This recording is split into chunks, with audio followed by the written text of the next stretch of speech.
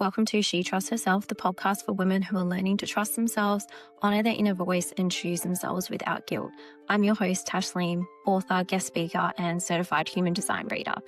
Together, we'll explore overcoming self-doubt, building deep self-trust, personal growth, and stepping into the next version of yourself with confidence. Welcome back to another episode. Today, I'm going to talk about rest. And if you're listening to this and about ready to roll your eyes, bear with me. My mantra used to be, I'll rest when I'm dead. And I thought being busy was a medal of honor that I really needed to wear 24/7. That is absolutely not the case for me, and it shouldn't be the case for you either. If you're sitting there and you're looking at your schedule and thinking, okay, Tash, do you know how busy I am? Probably not. But the thing is, there is still time to block out time in your calendar for you. Maybe you think rest means sitting on the couch and being a couch potato for a whole day, binging Netflix. I'm here to tell you, it doesn't have to be that. My worst nightmare is someone saying, congratulations, you've won a paid holiday to a beach resort and you just have to chill out for a week. I don't think I could do that because that type of rest makes me feel so anxious and restless. Whereas for other people, it's completely rejuvenating and refreshing. So it's about knowing what kind of rest works for you. And there's not a one size fits all approach to it. Even with how much rest you need and when you need to rest, it's completely based on your energy. For this episode, I'm going to reference human design so you have a better understanding of why maybe a certain type of rest resonates with you and another one makes you want to run for the hills. Before we dive into that, I want to give you a few quick tips. In my first book, From Human Doing to Human Being, I differentiate between inner productivity and outer productivity. With inner productivity, that's the things that you do to take care of yourself. It's kind of that self-nourishment and self-care piece. And I know self-care has been overused and you're probably like, it just means facials and massages or going and getting my nails done or something external where you feel good for maybe 2 seconds and then you revert back to how you're feeling after. For me, when I think about inward productivity, it's what can you do to refuel and recharge you? And I think of it as being at a soul level. What can you do to help regulate and calm your nervous system and bring your stress levels back down? So for some people, that might be just sitting down and chilling out for a day. And for other people, it might just be an exhale, maybe going for a walk. And then after that, they've had enough time to clear their mind and process some thoughts that have been running in the background, and they feel much better afterwards. I love a good nature walk, and I usually try my best not to consume anything unless I'm having a conversation with someone else between panting uphill. It's just finding what works for you. I definitely went through an experimental phase. I tried different things to figure out what would work for me. Other things that you could try would be yoga, meditation, Pilates, reading a book, listening to a podcast, dancing, moving your body, having a wholesome chat, having a hobby. Rest doesn't have to mean being idle. It can mean doing something that feels restorative for you. And again, that's going to look different for everyone. Something else that I would encourage you to do is an energy audit. It's just figuring out where your energy is actually going. No 2 days are the same, even if you have quite a structured schedule. You're going to feel different each day. We don't operate with the same amount of capacity and bandwidth every single day because we're humans, we're not robots. And it's just figuring out, okay, maybe I've got a stressful couple of weeks coming up.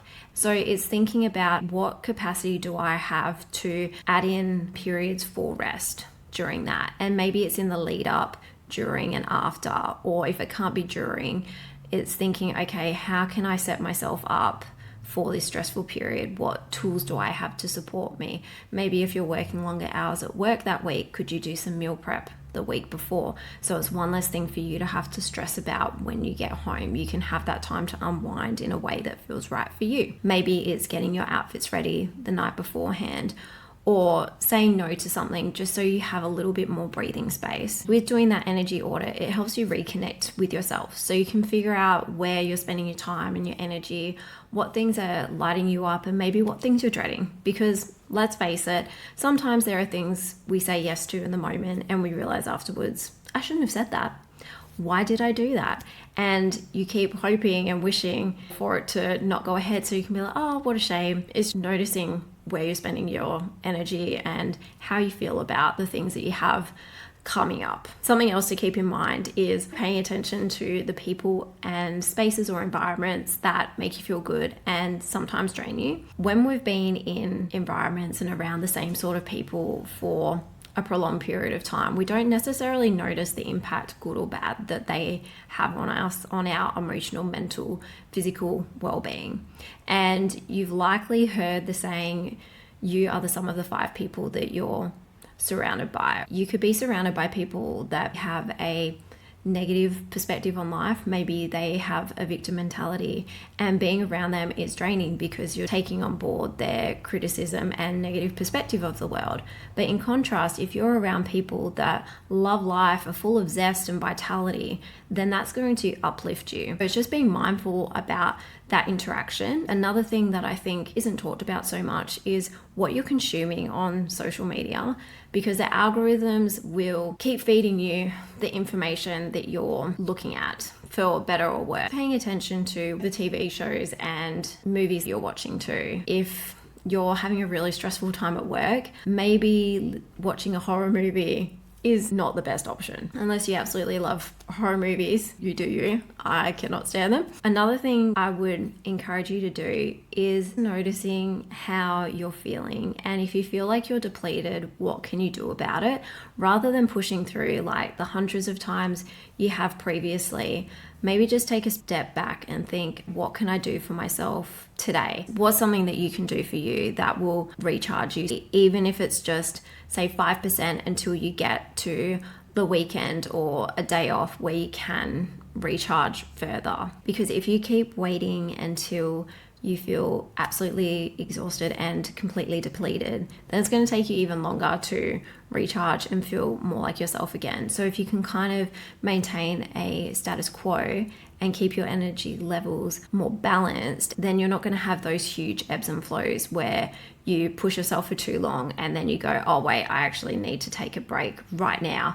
And it doesn't matter what you've got going on. You've literally just stopped functioning and you've got to pause. You could avoid that if you check in with yourself daily and notice how you're feeling, and noticing if you do need to take a moment, hit the pause button before you hit burnout or complete exhaustion and you've run yourself into the ground yet again. Another thing to keep in mind is noticing when you're busy because you're avoiding something. Sometimes we do this on an unconscious level where we're busy because it's a distraction from something that's going on in our life because we're not ready to deal with it yet. If that busyness is helping you navigate something, say for instance, grief, a breakup, the loss of a friendship, something like that. If the busyness is helping you process those emotions and maybe just helping you get to a point where you can stop and process them, by all means, you know yourself better than anyone else. So do that. It's just figuring out, okay, am I being really busy because I'm avoiding something that I don't want to deal with right now, and I've kind of got my head in the sand about it and I know something needs to be done, but I'm just putting it off until I feel ready. Think about whether you can just address it now. When we keep putting things off, it's still in the back of our mind. It's still taking up that mental time because we're constantly having to remind ourselves that, oh yes, this is still an issue. For many of us, we know the whole nuance of feeling ready is a myth. It's just putting things off. That seems to be my favorite thing to say during this episode, is paying attention to that. But that's the whole point of rest, is knowing what works for you, and you've got to pay attention to yourself to figure that out. I can give you the tools to play around with, but only you will know what works for you and what doesn't. Now I want to tie in about human design. In human design, if it's something that you're not familiar with, there are 5 energy types. So we have generators, manifesting generators, reflectors, and projectors. The really cool thing is with each energy type, it reiterates the fact that we all have different ways that we need to rest. There are 3 types, manifestors, generators, and manifesting generators, that are like hybrid vehicles, the way that I like to explain it, where you can go and go and go. And if you're fueled by the things that you really love doing, the things that light you up, really inspire you and put you into that delicious flow state, then you'll have energy to keep going, to the point where people may look at you and go, how are you not exhausted? And it's because you're spending your time doing what lights you up, and that's what's fueling you. So you don't actually feel depleted. Whereas the quickest way to drain that battery is by doing the things that suck the life out of you, that just are absolutely soul draining and emotionally taxing. When you're doing the things that you think you should be doing, you're having to force things and really push, having to over-explain things to other people and being a bit of a doormat or a people pleaser, then that's going to drain you super fast. It's going to feel like you're struggling and having to push through constantly because you need to rest, but you don't feel like you can, and you're giving yourself that permission, and your schedule is off the charts busy, and you're like, oh, it's fine, I'll just schedule in rest next year. I'll be all good. That could be my New Year's resolution. Then we've got the other two energy types, so our projectors and reflectors. If energy types don't have access to the same rechargeable battery, they're not hybrids. They have a battery that will just deplete. It will deplete quicker if they're doing things that are draining them, but it's going to deplete even if they're doing things that they love. With those two energy types, my advice would be to schedule in rest breaks and doing things in blocks during the day. So maybe you're doing 4 hours and you are so efficient and effective at what you're doing that in 4 hours, that's potentially someone's whole day of work. Yes, you may need to rest more frequently, but you were so efficient and effective at what you do that the trade-off, if you can schedule in those rest breaks during the day, I am sure you will start to notice a shift in your energy and how you're feeling, especially by the end of the day. Something to keep in mind too is who you are around in the environments you are in can also have an impact on how your energy is during the day. If you're in an environment that feels like a sanctuary, feels really calming, safe and nurturing, your energy levels aren't going to deplete as quickly as if you're in an environment that feels overwhelming, really busy and not suited to your strengths and your zone of genius. That's going to drain you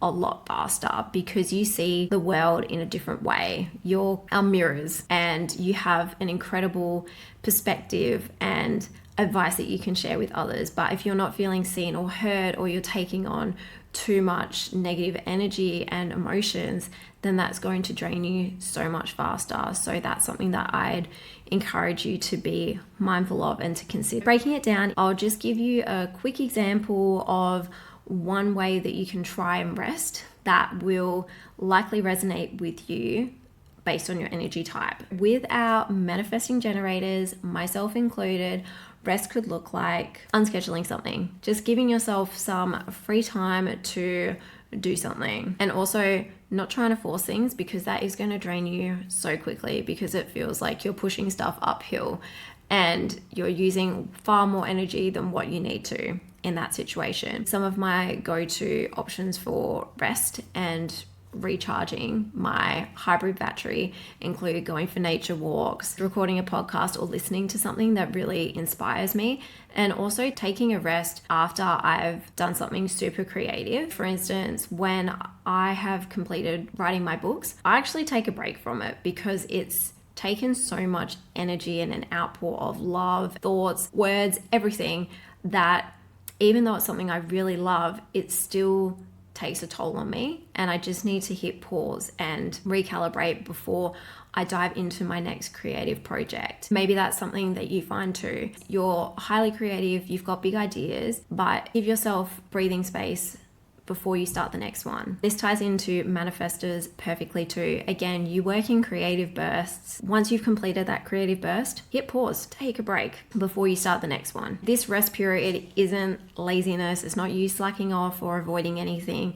It's actually necessary to your creative process because you work in a cyclic motion. When it comes to our generators, again, you're that hybrid vehicle. You have access to that consistent battery that's constantly refueling and recharging. The best way to keep it at optimal level is to do the things that you love and try and minimize the things that you don't. So if you're in an environment that is sucking the life out of you, then you're going to feel really drained and like you don't have energy for anything. Whereas if you're in an environment and surrounded by people and doing things that play to your strengths and you absolutely love doing, then you're going to wake up and have that zest for life. That's your vibrancy. And that's the difference between working with your energy and against it. When it comes to our projectors, this is where you work very efficiently and effectively. So if you can take some breaks during your day, that will work incredibly well for you. Otherwise, at the end of the day, if you work 9 hours straight without taking a break,